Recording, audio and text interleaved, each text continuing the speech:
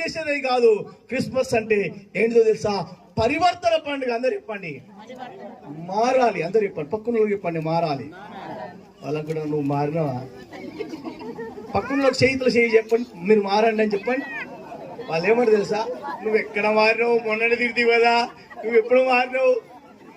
బోలో క్రిస్ మహారాజ్కి హల్లెలూయా.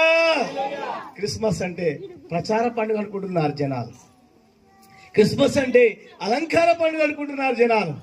క్రిస్మస్ అంటే కానుకల పండుగ అనుకుంటున్నారు జనాలు. క్రిస్మస్ అంటే వాటన్నిటికంటే గొప్పది తెలుసా? పరివర్తన పండుగ. మార్పు నీ నుండి స్టార్ట్ కావాలి. క్రీస్తు యేసు ఈ లోకానికి రావడానికి కారణం నీకు రక్షణ ఇవ్వడానికి వచ్చాడు. ఆ రక్షణ ఆనందంలో నువ్వు దాన్ని ఎంజాయ్ చేయాలి. అది నిజమైన క్రిస్మస్. ఆమేన్ చెప్తలేరు? ఆమేన్ చెప్పాలనిపిస్తలేదు. ఏంది?